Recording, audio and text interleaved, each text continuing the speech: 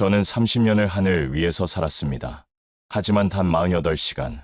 그 짧은 시간이 제 인생의 모든 확신을 깨뜨렸습니다. 러시아 전투기가 폴란드 영공을 침범하던 그날, 저는 무력하게 관제소 모니터만 바라보고 있었습니다. 나토도, 미국도 움직이지 않았습니다. 그런데 그때 하늘을 가르며 날아든 기체가 있었습니다.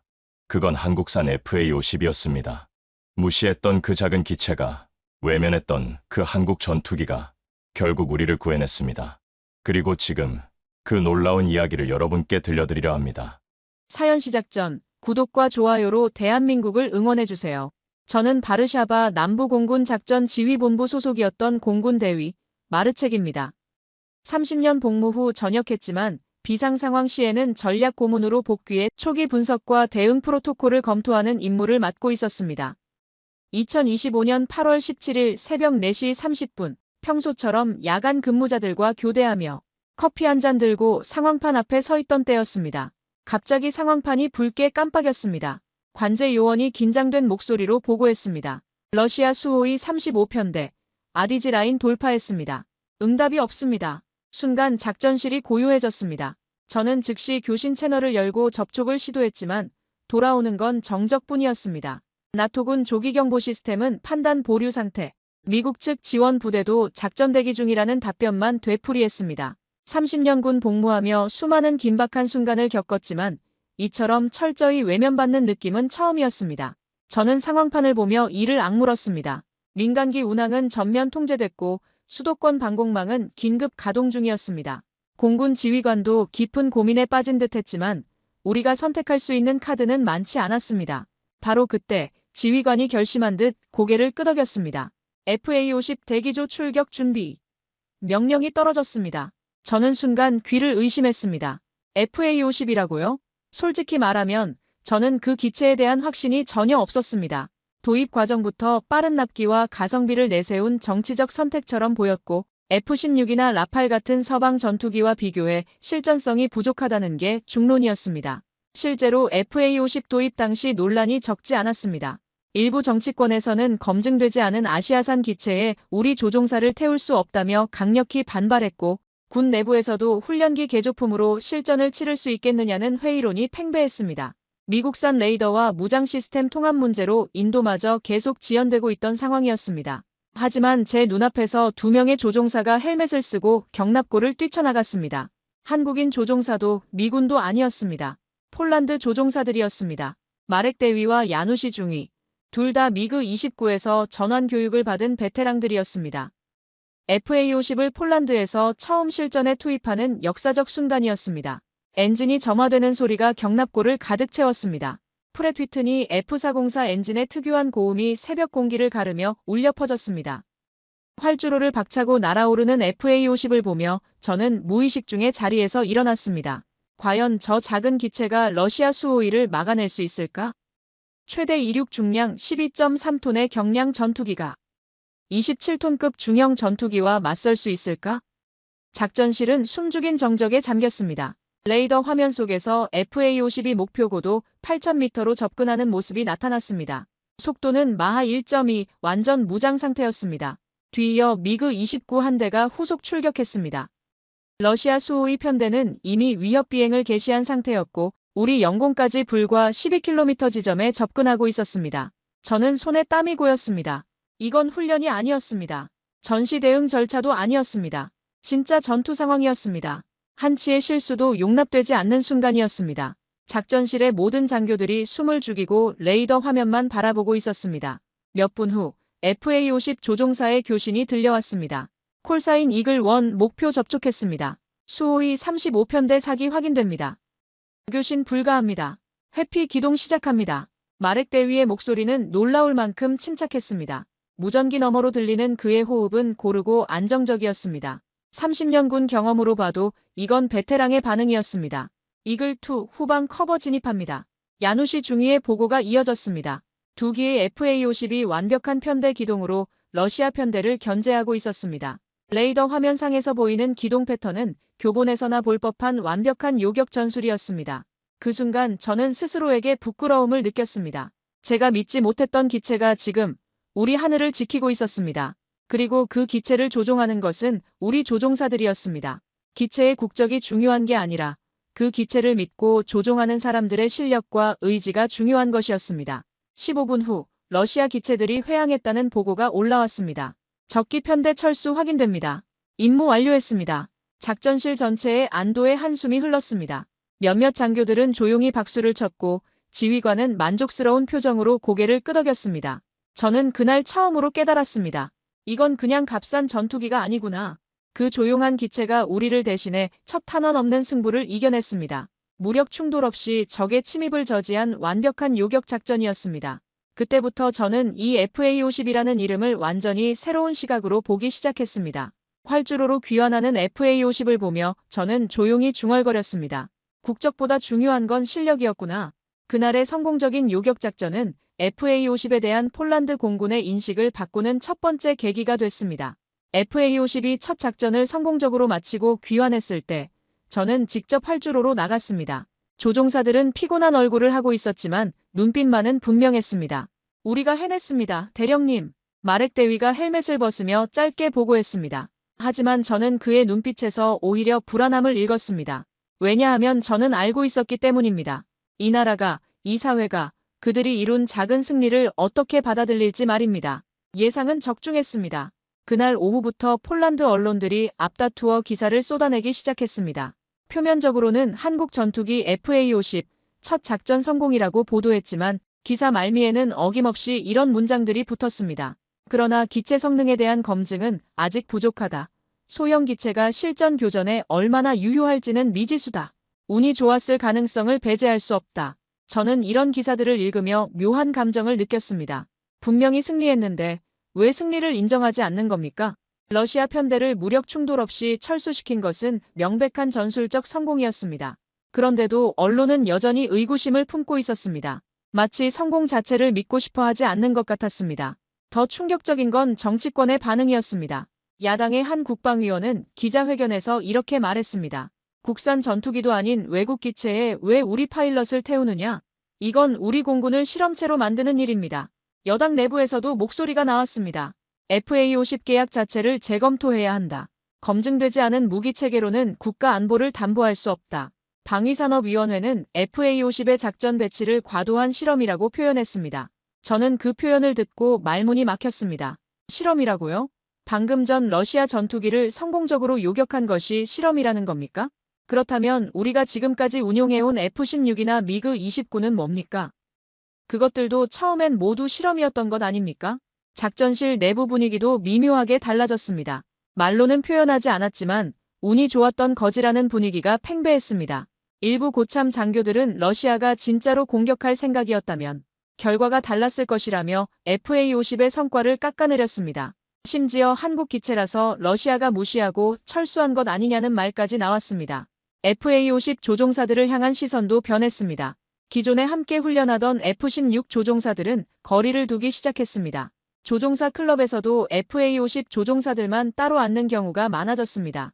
저들은 다른 기체를 탄다는 식의 무언의 차별이 생겨났습니다. 마렉 대위는 저에게 조용히 말했습니다. 대령님, 우리가 뭔가 잘못한 건가요? 그리고 또 하나의 충격이 기다리고 있었습니다. 러시아 언론에서 퍼뜨린 보도였습니다. 한국의 장난감 전투기가 나토 하늘을 지킨다고. 러시아 국방부 대변인은 기자회견에서 이렇게 말했습니다. 우리는 폴란드의 새로운 교육용 기체를 보고 웃었을 뿐입니다. 진짜 전투기라면 접근조차 허용하지 않았을 겁니다. 저는 그 기사를 읽고 분노가 치밀어 올랐습니다. 장난감이라고요? 그 장난감이라고 조롱당한 기체가 바로 어제 러시아 전투기를 물러나게 만든 주역이었습니다. 그런데도 우리는 여전히 고개를 숙이고 있었습니다. 이건 단순히 무기에 대한 평가 문제가 아니었습니다. 한국산이라는 꼬리표 때문에 무시당하는 현실이었습니다. 실제로 저 자신도 그랬었습니다. FA-50이 처음 기지에 도입됐을 때 저는 속으로 의심했습니다. 이게 과연 제대로 된 전투기인가? 훈련기 T-50을 억지로 개조한 것 아닌가? 최대 속도 마하 1.5, 작전 반경 463km라는 재원을 보며 이걸로 뭘 할 수 있겠나 싶었습니다. F-16의 작전 반경이 550km인데 말입니다. 한국 측 기술진들과 대화해봐도 그들은 한결같이 겸손했습니다. 자랑하지도 않았고 화내지도 않았습니다. 단지 묵묵히 기체를 점검하고 조종사들의 상태를 살폈습니다. 이정민 수석 기술자는 저에게 이렇게 말했습니다. 저희는 그냥 최선을 다할 뿐입니다. 결과는 시간이 보여주겠죠. 그들의 겸손한 태도를 보며 저는 가슴이 먹먹해졌습니다. 우리는 이들을 의심하면서도 동시에 이들에게 의존하고 있었습니다. 위기 상황에서는 FA-50을 출격시키면서 평상시에는 그 가치를 인정하지 않았습니다. 이런 이중적 태도가 과연 옳은 것일까요? 정비부서에서도 문제가 생겼습니다. FA-50 전용 부품 요청이 검토 중이라는 이유로 계속 밀려났습니다. 기존 F-16이나 미그-29 정비팀은 아예 협업을 거부했습니다. 우리는 검증된 기체만 담당합니다라는 입장이었습니다. 결국 한국 기술진들이 모든 정비 업무를 혼자서 감당해야 했습니다. 조종사들의 사기도 떨어지기 시작했습니다. 야누시 중위는 가족들이 걱정한다며 휴가를 요청했고 다른 조종사는 건강검진이 필요하다며 출격 대기에서 빠졌습니다. 저는 그들의 표정을 보며 마음이 아팠습니다. 그들은 아무 잘못도 하지 않았습니다. 오히려 가장 위험한 순간에 나라를 지켜낸 영웅들이었습니다. 그날 밤 저는 조용히 경납고를 찾았습니다. FA-50이 정비 중이었고 날개 아래에는 바람에 날린 먼지가 조금 앉아 있었습니다. 저는 조용히 기체에 손을 대봤습니다. 차갑지만 단단했습니다. 그리고 생각했습니다. 문제는 이 기체가 아니라 이 기체를 바라보는 우리들의 편견이구나. 한국 기술진 중 한 명이 야간 정비를 하고 있었습니다. 저는 그에게 물었습니다. 힘들지 않습니까? 그는 고개를 저으며 말했습니다. 괜찮습니다. 저희는 이런 일에 익숙해요. 언젠가는 인정받을 날이 올 겁니다. 그의 담담한 목소리에 저는 할 말을 잃었습니다. 그 순간 작전실에서 또 다른 경보가 울렸습니다. 러시아 편대가 재차 접근 중이라는 정보였습니다. 저는 문득 FA-50을 바라봤습니다. 활주로 한쪽에서 조용히 대기 중인 그 기체는 마치 언제든 준비됐다고 말하는 것 같았습니다. 그 순간 저는 확신했습니다. 이 기체는 장난감이 아닙니다. 문제는 기체가 아니라 기체를 믿지 못하는 우리 자신이었습니다. 두 번째 경보가 울린 것은 첫 번째 요격작전으로부터 사흘 후였습니다. 이번에는 상황이 달랐습니다. 러시아 수호위 편대가 칼리닝그라드에서 이륙해 벨라루스 항공기들과 합류했다는 정보가 들어온 겁니다. 단순 정찰이 아니라 합동작전이었고 전형적인 연공 무력화 패턴이었습니다. 저는 즉시 비상회의를 소집했습니다. 지휘부는 또다시 판단을 미루고 있었습니다. 나토 본부는 상황을 예의주시하고 있다는 공식 입장만 되풀이했고 미군 전투기들은 여전히 출격 승인 대기 상태였습니다. 램스타인 기지에서는 정치적 판단이 필요한 사안이라며 워싱턴의 지시를 기다리고 있었습니다. 저는 답답함을 참을 수 없었습니다. 또다시 똑같은 일이 반복될 수는 없었습니다. 저는 곧장 대기실로 가서 FA-50 조종사들을 직접 만났습니다. 어떻습니까? 또 나갈 수 있겠습니까? 제 질문에 마렉 대위가 고개를 끄덕였습니다. 준비됐습니다, 대령님. 말은 짧았지만 그의 눈빛에는 지난번과 다른 무언가가 있었습니다. 더 단단해진 의지였습니다. 하지만 문제가 있었습니다. 정비팀에서 올라온 보고서를 보니 FA-50의 정비 인력이 대폭 축소된 상태였습니다. 기존 정비사들이 우리는 제대로 된 전투기를 정비해야 한다며 배치 전환을 요청한 것입니다. 결국 한국 기술진 3명이 모든 정비 업무를 담당하고 있었습니다. 이정민 기술자는 지난 사흘간 거의 잠을 자지 못한 모습이었습니다. 괜찮습니까? 제가 물으니 그는 쓴웃음을 지었습니다. 이런 상황은 예상했습니다. 해외 수출 초기에는 항상 이런 일들이 있어요. 중요한 건 기체가 제 역할을 하는 것이죠. 그의 담담한 말투에서 오히려 저는 부끄러움을 느꼈습니다. 그러던 중 더 충격적인 소식이 들어왔습니다. 국방위원회가 긴급회의를 열어 FA-50 운용 중단을 검토한다는 것이었습니다. 이건 우리 조종사들의 생명을 담보로 한 도박입니다. 저는 그 말을 듣고 주먹을 쥐었습니다. 지난번 하늘에서 러시아 편대를 물러나게 만든 그 기체를 장난감이라고 부른다는 겁니까? 그 장난감이 우리 영공을 지켜낸 것 아닙니까? 언론도 한술 더 떴습니다. 한 신문은 FA-50 옆에서 조종사가 헬멧을 벗는 사진을 크게 실으며 작고 빠르지만 위협은 될까? 라는 제목을 달았습니다. 다른 매체는 가벼운 전투기, 무거운 의구심이라는 기사를 냈습니다. 저는 이런 기사들을 읽으며 커피잔을 내려놓았습니다. 조종사들의 사기는 바닥까지 떨어졌습니다. 경납고에서는 이들이 묵묵히 기체를 점검하고 있었지만 어깨는 말없이 처져 있었습니다. 일부는 밤새 혼자 정비실에서 시간을 보내며 단 한마디도 하지 않았습니다. 무언가 깊이 상처받은 듯한 분위기였습니다. 야누시 중위는 저에게 조용히 말했습니다. 대령님, 우리가 뭘 잘못한 건가요? 우리는 명령에 따라 출격했고 임무를 성공적으로 완수했습니다. 그런데 왜 이런 취급을 받아야 합니까? 저는 그에게 뭐라고 대답해야 할지 몰랐습니다. 내부에서도 FA50을 외면하는 움직임이 가속화됐습니다. 필요한 부품 요청은 예산 부족을 이유로 거부됐고 정비 장비 사용도 제한됐습니다. 심지어 조종사 식당에서도 FA50 조종사들에 대한 차가운 시선이 느껴졌습니다. 저들은 우리와 다른 기체를 탄다는 식의 암묵적 배제였습니다. 한국 기술팀도 점점 고립되고 있었습니다. 기지 내 숙소 배정에서도 후순위로 밀렸고 기술 자료 열람 권한도 축소됐습니다. 그럼에도 불구하고 이들은 여전히 매일 정비실에서 밤을 새우며 기체를 점검하고 있었습니다. 말없이, 묵묵히, 흔들림 없이 말입니다. 저는 이정민 기술자에게 솔직히 물었습니다. 정말 괜찮습니까? 이런 대우를 받으면서도 계속 여기 있을 이유가 있습니까? 그는 잠시 생각하더니 이렇게 답했습니다. 저희가 여기 온 이유는 기체를 팔기 위해서가 아닙니다. 진짜 동맹이 되기 위해서입니다. 그러려면 어려운 시기도 함께 견뎌야죠. 그날 오후 또 다른 충격적인 소식이 들어왔습니다. 체코 국방부가 FA50 도입 검토를 중단한다는 발표였습니다. 폴란드의 운용 사례를 지켜본 결과 우리의 요구 조건에 맞지 않다고 판단했다는 것이 이유였습니다. 도미노 효과가 시작된 것입니다. 러시아 언론은 이 상황을 비꼬며 대서특필했습니다. 한국의 실험용 전투기, 유럽에서 퇴출 위기라는 제목의 기사가 나왔습니다. 심지어 폴란드조차 포기한 아시아 무기라는 모욕적인 표현까지 사용했습니다. 그날 밤 저는 다시 경납고를 찾았습니다. FA50이 조용히 정비 중이었고 한국 기술자 한 명이 홀로 야간 점검을 하고 있었습니다. 저는 그에게 다가가 말했습니다. 죄송합니다. 이런 대우를 받게 해서 말입니다. 그는 고개를 들지 않고 조용히 대답했습니다. 괜찮습니다. 저희는 이런 일에 익숙해요. 중요한 건 이 기체가 언젠가 제 가치를 증명할 거라는 겁니다. 시간이 좀 걸릴 뿐이죠. 그의 덤덤한 목소리에 저는 할 말을 잃었습니다. 바로 그때 작전실에서 긴급 호출이 들어왔습니다. 러시아 벨라루스 합동편대가 본격적으로 우리 영공을 향해 이동 중이라는 보고였습니다. 이번에는 더 이상 경고나 위협 비행이 아니었습니다. 진짜 침입이었습니다. 저는 FA50을 바라봤습니다. 활주로 한쪽에서 조용히 서 있는 그 기체는 여전히 준비됐다고 말하는 것 같았습니다.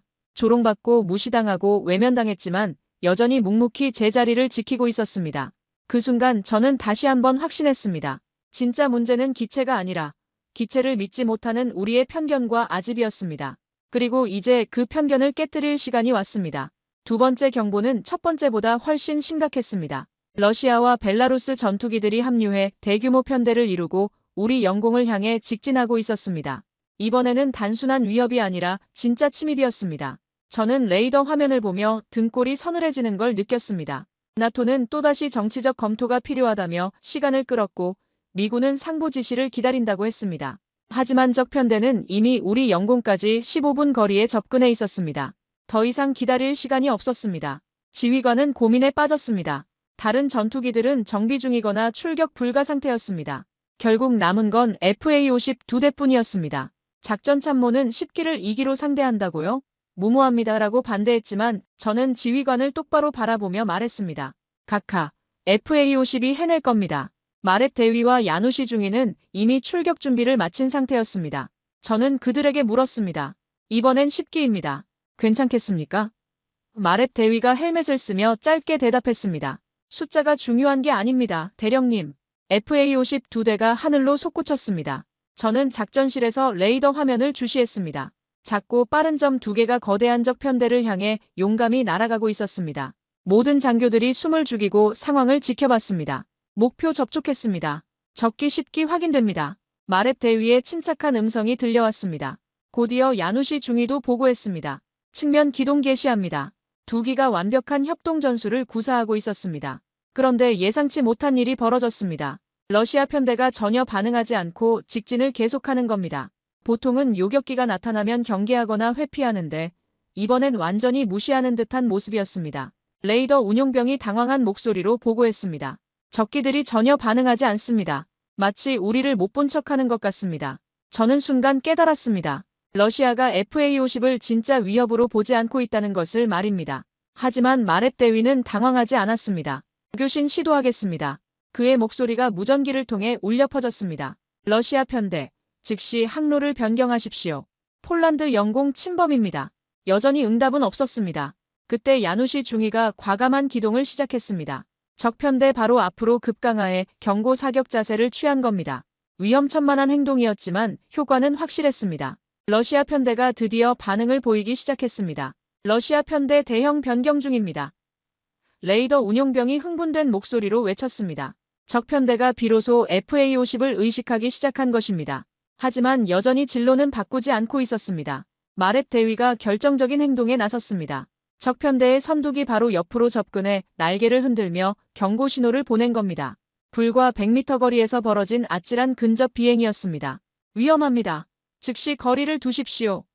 관제사가 다급하게 외쳤지만 마렙 대위는 물러서지 않았습니다. 오히려 더 가까이 접근해 러시아 조종사와 눈을 마주쳤습니다. 그 순간 뭔가 통했던 모양입니다. 러시아 선두기가 서서히 고도를 낮추기 시작했습니다. 그리고 놀랍게도 전체 편대가 진로를 바꾸기 시작했습니다. 적기 편대 회항 중입니다. 작전실에서 환호성이 터져나왔습니다. 하지만 진짜 놀라운 건 그 다음이었습니다. 러시아 편대가 완전히 철수한 후 무전기를 통해 메시지가 들려온 겁니다. 폴란드 조종사, 좋은 비행이었다. 러시아 조종사가 보낸 짧은 인사였습니다. 마렙 대위가 즉시 응답했습니다. 감사합니다. 안전한 귀환 바랍니다. 적이지만 조종사끼리 나누는 예의였습니다. 저는 그 순간 가슴이 뭉클했습니다. FA-50 두 대가 의기양양하게 기지로 돌아왔습니다. 활주로에는 정비사들과 지상요원들이 나와 박수로 맞았습니다. 마렙 대위가 조종석에서 내리며 엄지를 치켜 세웠습니다. 해냈습니다. 대령님. 그날 저녁 국방부에서 공식 발표가 나왔습니다. 폴란드 공군 FA-50 편대, 러시아 대규모 편대 성공적 요격. 언론도 이번엔 달랐습니다. 작은 전투기, 큰 승리라는 제목의 기사들이 쏟아져 나왔습니다. 정치권의 반응도 180도 바뀌었습니다. 며칠 전까지 장난감이라고 조롱하던 국회의원들이 우리 공군의 쾌거라고 찬사를 보냈습니다. 저는 그런 변화무쌍한 태도를 보며 씁쓸했지만 그래도 FA-50이 인정받는다면 다행이었습니다. 무엇보다 기지 내 분위기가 완전히 바뀌었습니다. FA-50 조종사들을 보는 시선이 달라졌고 정비팀들도 적극적으로 협조하기 시작했습니다. 한국 기술진들도 더 이상 외톨이가 아니었습니다. 그날 밤 경납고에서 이정민 기술자가 저에게 조용히 말했습니다. 드디어 시작인 것 같습니다. 저는 고개를 끄덕였습니다. 정말로 이제 막 시작이었습니다. FA-50은 의심과 조롱을 딛고 진짜 실력을 보여줬습니다. 그리고 이 작은 승리가 더 큰 변화의 출발점이 될 것이라는 확신이 들었습니다. FA-50이 두 번째 작전에서도 성공적으로 임무를 완수하고 돌아온 후 기지 안의 분위기가 확연히 달라지기 시작했습니다. 조심스럽게, 그러나 분명히 변화하고 있었습니다. 저는 작전실에서 조종사들의 복귀 보고를 들으며 처음으로 동료 장교들이 진심으로 고개를 끄덕이는 모습을 봤습니다. 그전까지는 침묵이거나 회의적인 시선뿐이었는데 이번엔 달랐습니다. 생각보다 기동성이 뛰어나네요. 레이더 성능도 확실히 괜찮은 것 같습니다. 같은 말들이 자연스럽게 흘러나왔습니다. 비로소 평가가 아닌 관찰이 시작된 것이었습니다. 언론의 반응도 조금씩 바뀌었습니다. 주요 군사 전문지에서 FA-50 연이은 성공작전으로 실전 가치 입증이라는 분석 기사를 실었습니다. 일부 방송사에서는 조종사 인터뷰까지 요청해왔습니다. 물론 여전히 신중론은 있었지만 적어도 장난감이라는 모독적인 표현은 더 이상 쓰이지 않았습니다. 조종사들의 표정이 완전히 달라져 있었습니다. 특히 2차 작전에서 과감한 근접 비행으로 러시아 편대를 물러나게 만든 마렙 대위는 저를 보며 환하게 웃었습니다. 대령님, 이제 정말 자신감이 생겼습니다. 그 짧은 미소 하나에 수많은 말이 담겨 있었습니다. 한국 기술진들도 활기를 되찾았습니다. 그들은 여전히 자랑하지 않았고 과장된 반응도 보이지 않았지만 실전 데이터를 바탕으로 한 시스템 개선 작업에 박차를 가하고 있었습니다. 이정민 수석 기술자는 밤늦게까지 정비실에서 성능 분석에 매달렸습니다. 이번 교전에서 얻은 데이터가 정말 소중합니다. 그가 저에게 설명했습니다. 실제 작전 환경에서 기체가 어떻게 반응하는지 정확히 파악할 수 있거든요. 저는 그들과 함께 앉아 기체의 구조를 다시 살펴봤습니다. 작고 단순해 보이는 설계였지만 필요한 기능은 모두 갖추고 있었습니다. 무엇보다 놀라웠던 건 시민들의 반응이었습니다. 공군 공식 사회관계망에 올라온 FA-50 작전 영상에는 수천 개의 응원 댓글이 달렸습니다. 한국이 우리를 도와주고 있다. 작은 전투기지만 큰 용기를 보여줬다는 글들이 넘쳐났습니다. 심지어 바르샤바의 한 초등학교에서는 아이들이 직접 그린 FA-50 그림과 함께 감사 편지를 보내왔습니다. 저는 그 편지들을 하나하나 읽어봤습니다. 작은 비행기가 우리를 지켜줘서 고마워요라고 쓴 아이의 글씨를 보며 가슴이 뭉클했습니다. 그날 이후 저는 상부에 정식 건의서를 제출했습니다. FA50 편대의 정식 작전 배치 확대와 추가 조종사 교육 프로그램 신설을 요청하는 내용이었습니다.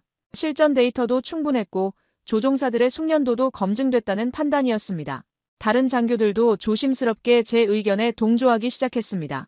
생각보다 유용한 자산이네요 라는 말을 듣기는 싫었지만 그 말조차 반가웠습니다. 지금은 작은 신뢰라도 쌓아가야 할 때였으니까요. 정비부서에서도 변화가 일어났습니다.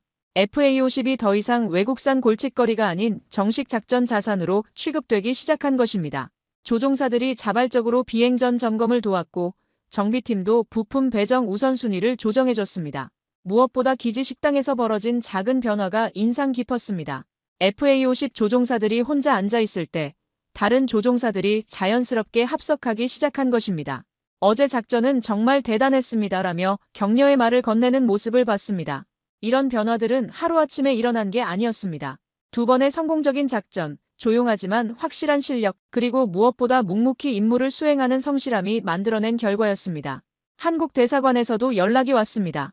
폴란드 공군의 FA50 운용 성과가 본국에서도 큰 화제가 되고 있다며 감사 인사를 전해왔습니다. 심지어 다른 유럽 국가들에서도 FA50에 대한 문의가 들어오기 시작했다고 했습니다. 그날 저녁 경납고를 찾았을 때 야간 정비 중인 한국 기술자에게 물었습니다. 이제 좀 어떻습니까? 마음이 편해지셨나요? 그는 공구를 내려놓으며 웃었습니다. 네, 많이 좋아졌습니다. 무엇보다 이렇게 믿어주시는 게 가장 고맙습니다. 저는 아무 말도 할 수 없었습니다. 사실 믿어야 할 사람은 우리였습니다.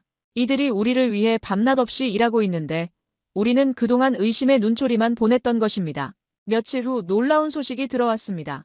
체코 공군에서 FA50 도입을 재검토하겠다는 연락이 온 것입니다. 폴란드의 성공적인 운용 사례를 보고 다시 관심이 생겼다는 것이 이유였습니다. 저는 그날 밤 혼자 활주로를 걸으며 생각했습니다. 전쟁은 단순히 무기를 들고 싸우는 게 아니었습니다. 가장 먼저 무너지는 건 서로에 대한 신뢰였고 가장 먼저 복구해야 할 것도 바로 그것이었습니다. FA50은 그 신뢰를 하나씩 쌓아가고 있었습니다. 작은 성공들이 모여 큰 변화를 만들고 있었습니다. 그리고 저는 확신했습니다. 이제 진짜 전환점이 시작됐다는 것을 말입니다. FA50이 폴란드 하늘을 성공적으로 지켜낸 이후 저는 그 기체가 서서히 기지 내에서 환영받는 존재로 자리 잡아가는 걸 실감하고 있었습니다. 모든 게 순조롭게 흘러가는 듯 했습니다. 하지만 평온은 오래가지 않았습니다. 예상치 못한 방향에서 새로운 문제가 터지기 시작했습니다. 제가 처음 이상 신호를 포착한 건 원래 부품 보급 회의에서였습니다. 한국 측 기술진이 난색을 표하며 보고했습니다. 미국 측 승인 지연으로 핵심 부품들의 수출 일정이 계속 미뤄지고 있습니다. 이건 단순한 일정 차질이 아니었습니다. FA50의 레이더와 무장 시스템에는 미국산 부품이 상당수 들어가 있었거든요. 더 심각한 문제는 무기 통합이었습니다. 폴란드가 원하는 미사일을 FA50에 장착하려면 미 국무부의 기술 수출 승인이 필요했는데 그 승인이 계속 나오지 않고 있었습니다. 저는 곧장 국방부와 미국 대사관에 연락을 취했습니다. 왜 이렇게 시일이 오래 걸립니까? 제 질문에 돌아온 답은 간단했습니다. 제3국 무기 시스템과의 통합에는 추가적인 기술 보완 검토가 필요합니다. 결국 한국 기체에 미국 무장을 함부로 장착할 수 없다는 뜻이었습니다. 저는 서류를 내려놓고 한참 생각에 잠겼습니다. 한편에선 한국 무기는 훌륭하다고 하면서 다른 한편에선 미국 승인 없이는 제대로 쓸 수 없다고 하는 이 모순된 구조가 우리를 다시 옥죄고 있었습니다. 정치권도 다시 술렁이기 시작했습니다. 야당의 한 의원이 국정감사에서 이 문제를 집중 추궁했습니다. 무기는 들여왔는데 제대로 쏠 수도 없다는 게 말이 됩니까? 이게 바로 졸속 도입의 결과 아닙니까? 여당에서도 무기 도입 과정에서 충분한 검토가 있었는지 의문이라는 입장을 내놨습니다. 언론들은 이 상황을 놓치지 않고 대서특필했습니다. FA50, 무장 없는 전투기. 값은 비싸고 성능은 반쪽 같은 자극적인 제목들이 신문 일면을 장식했습니다. 저는 이런 기사들을 보며 한숨을 내쉬었습니다. 실제로 무기 통합 문제가 발목을 잡기 시작했습니다. 미국산 항법 장치도 정식 승인을 받지 못한 상태였고 일부 전자전 장비도 기능이 제한된 채로 운용되고 있었습니다. 이런 상황에서는 아무리 기체가 좋아도 제 실력을 발휘할 수 없었습니다. 조종사들도 불안해하기 시작했습니다. 마렙 대위가 저에게 솔직하게 털어놨습니다. 대령님, 우리는 기체를 믿습니다. 하지만 기체가 제대로 무장하지 못한다면 어떻게 싸우라는 겁니까? 그의 고민이 이해됐습니다. 경납고 분위기도 다시 침울해졌습니다. 한국 기술자들은 여전히 밤낮 없이 일하고 있었지만 표정에서 피로가 역력히 드러났습니다. 이정민 기술자는 계속 기다리고 있는 상황이라고 말했지만 그의 목소리에는 답답함이 배어 있었습니다. 더 큰 문제는 다른 나라들의 반응이었습니다. FA50 도입을 검토하던 몇몇 유럽 국가들이 무기 통합 문제가 해결되기 전까지는 결정을 보류한다고 발표한 것입니다. 체코도 다시 도입 검토를 중단했고 루마니아도 관망 자세를 취했습니다. 러시아 언론들은 이 상황을 비꼬며 조롱했습니다. 한국의 미완성 전투기, 결국 한계 드러나. 폴란드의 실험은 실패작으로 판명 같은 기사들이 쏟아져 나왔습니다. 저는 이런 보도들을 보며 분노가 치밀어 올랐습니다. 그러던 중 결정적인 소식이 들어왔습니다. 국방부에서 FA50 추가 도입 계획을 잠정 중단한다고 발표한 것입니다.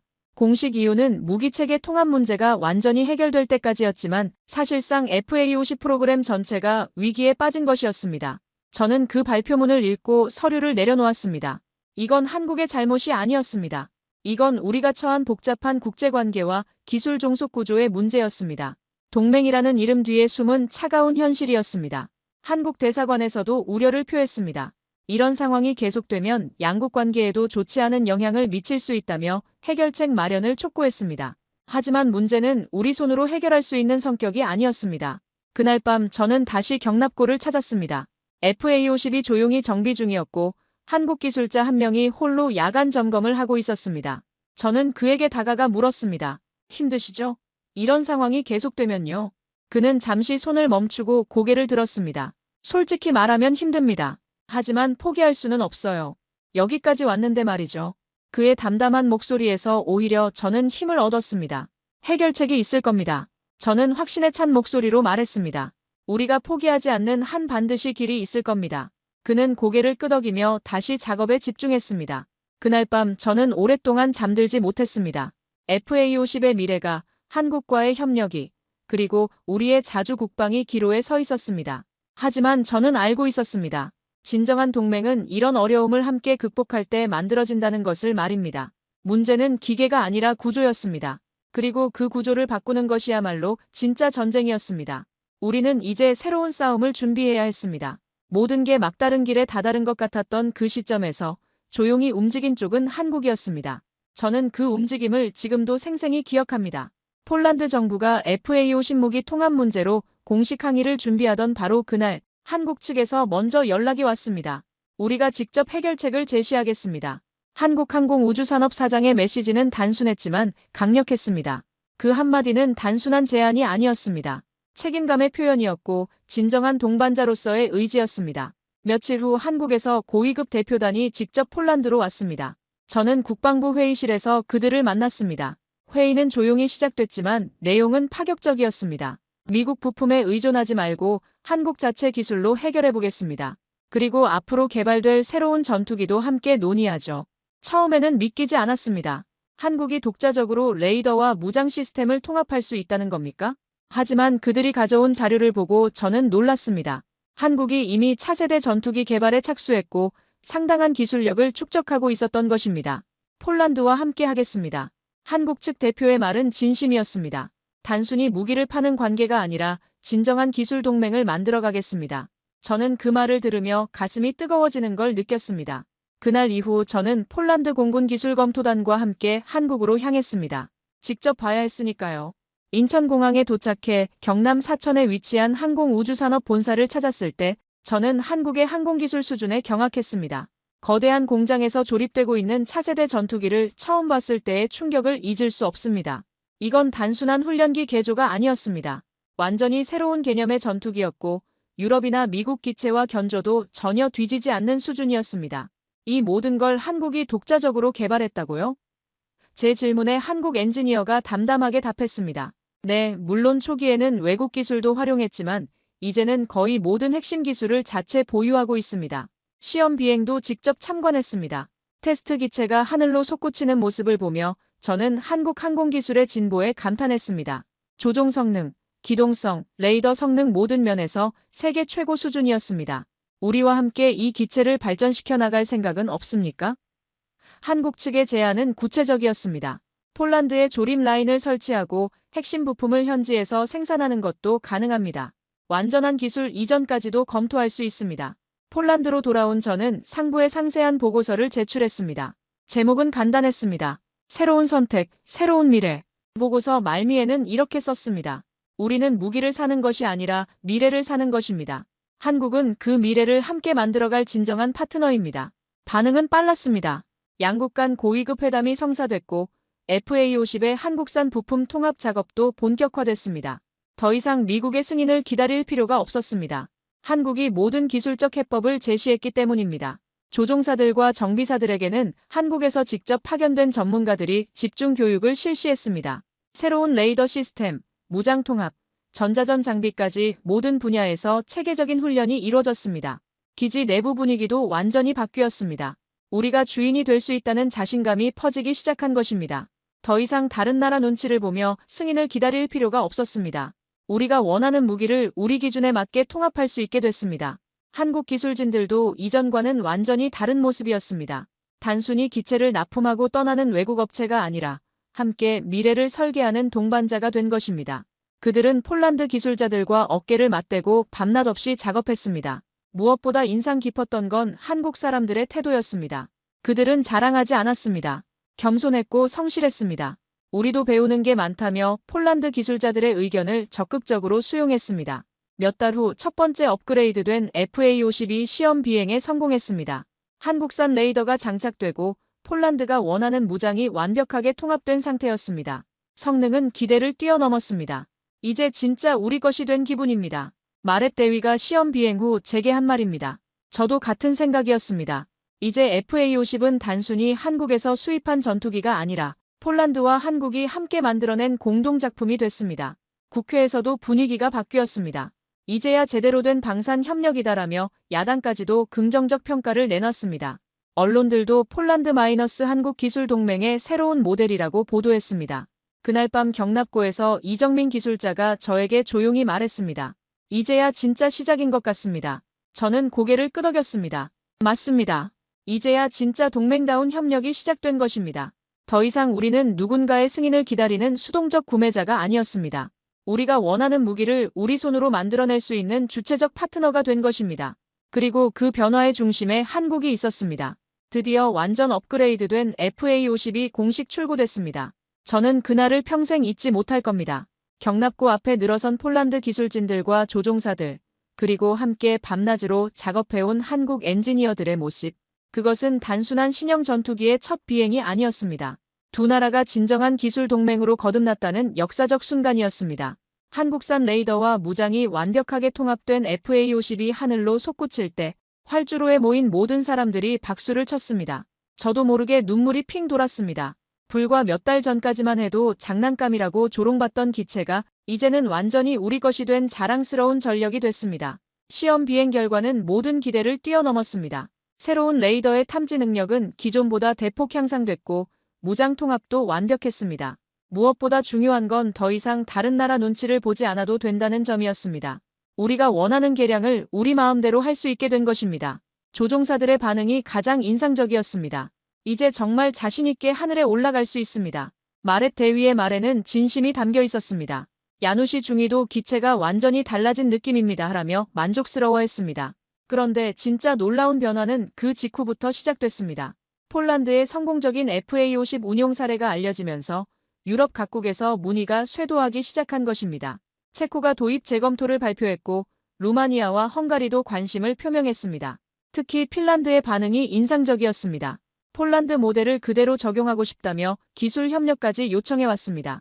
불가리아는 아예 차세대 전투기 공동 개발에 참여하고 싶다는 의사를 표명했습니다. 한국에서도 이 소식은 큰 반향을 일으켰습니다. 항공우주산업 관계자들이 이제 정말 세계 시장 진출의 발판이 마련됐다며 기뻐했습니다. 하지만 그들은 여전히 겸손했습니다. 폴란드 덕분입니다라며 공을 돌렸습니다. 언론들도 완전히 달라진 보도를 쏟아냈습니다. 폴란드 FA-50, 유럽 방산업계 판도 바꾼다, 한국 전투기. 이제는 유럽이 먼저 찾는다. 같은 긍정적 기사들이 일면을 장식했습니다. 정치권의 변화는 더욱 극적이었습니다. 불과 몇 달 전까지 FA-50을 장난감이라고 조롱하던 그 국회의원이 이제는 우리 공군의 자랑이라며 찬사를 보냈습니다. 야당도 성공적인 방산 협력 사례라고 평가했습니다. 하지만 무엇보다 의미 있는 변화는 우리 내부에서 일어났습니다. FA-50이 처음 도입됐을 때의 의심과 경계심이 완전히 사라진 것입니다. 이제는 누구도 이 기체의 가치를 의심하지 않았습니다. 기지 내 분위기도 완전히 바뀌었습니다. FA-50 조종사들은 더 이상 외톨이가 아니었습니다. 오히려 다른 조종사들이 부러워하는 존재가 됐습니다. 최신 장비를 가장 먼저 써볼 수 있어서 좋겠다는 말까지 나왔습니다. 한국 기술진들의 지위도 완전히 달라졌습니다. 이제는 단순한 외국 업체 직원이 아니라 우리 기지의 핵심 인력으로 인정받고 있었습니다. 폴란드 기술자들과 구분 없이 한 팀으로 일하고 있었습니다. 폴란드 정부는 곧바로 FA-50 추가 도입과 차세대 전투기 공동 개발을 공식 발표했습니다. 전체 48대의 FA-50 전력화를 완료한 후 새로운 전투기들을 한국과 함께 개발한다는 내용이었습니다. 더 놀라운 건 생산 계획이었습니다. 단순 구매가 아니라 폴란드 내 조립 라인 설치, 핵심 부품 현지 생산, 기술 이전까지 포함된 포괄적 협력이었습니다. 이제 우리는 완전한 기술 자립을 이룰 수 있게 됐습니다. 나토에서도 이 협력 모델에 큰 관심을 보였습니다. 동맹국 간 기술 협력의 모범 사례라며 다른 회원국들에게도 소개했습니다. 유럽연합도 방산업 협력의 새로운 패러다임이라고 평가했습니다. 그날 저녁 저는 마지막으로 경납고를 찾았습니다. FA-50이 조용히 정비 중이었고 폴란드와 한국 기술자들이 함께 점검 작업을 하고 있었습니다. 더 이상 구분이 없는 하나의 팀이 됐습니다. 이정민 기술자가 저에게 다가와 말했습니다. 대령님, 정말 긴 여정이었습니다. 저는 고개를 끄덕였습니다. 하지만 결국 해냈습니다. 우리 모두 함께 말입니다. FA-50으로 시작된 이 놀라운 여정을 되돌아보며 저는 깨달았습니다. 진정한 동맹은 단순히 무기를 사고 파는 관계가 아니라는 것을, 서로를 믿고 함께 땀 흘리고 어려움을 극복해 나가는 과정에서 만들어지는 것이라는 걸 말입니다. 한때 장난감이라고 조롱받던 작은 전투기가 이제는 유럽 하늘을 지키는 든든한 파트너가 됐습니다. 그리고 그 뒤를 이을 더 큰 꿈들이 현실이 되고 있습니다. 이 모든 것이 한국과 폴란드가 함께 만들어낸 기적입니다. 30년 군 복무를 하며 많은 것을 봤지만 이보다 감동적인 순간은 없었습니다. 이 모든 것의 시작에 FA-50이 있었습니다. 의심과 조롱을 딛고 일어선 진정한 승리였고 두 나라가 함께 써내려간 아름다운 협력의 역사였습니다. 오늘 사연에 대한 여러분의 생각을 댓글로 남겨주세요. 감동뭉클에서는 여러분의 소중한 마음을 모아 사연 주인공들에게 전해드리고 있습니다. 여러분 주변에 감동적이거나 재미있는 실제 사연들을 제보받고 있으니 언제든 저희 공식 메일로 제보해주세요. 오늘 들려드린 사연에 공감하셨다면 구독과 좋아요 눌러주시고 주변 분들과도 공유해주세요. 여러분의 작은 관심과 응원이 더욱 좋은 콘텐츠를 만드는 데 큰 힘이 됩니다. 오늘도 여러분의 하루의 작은 즐거움이라도 되었기를 바라며 지금까지 감동뭉클이었습니다. 끝까지 시청해주셔서 감사합니다. 다음에 더 감동적인 사연으로 찾아뵙겠습니다.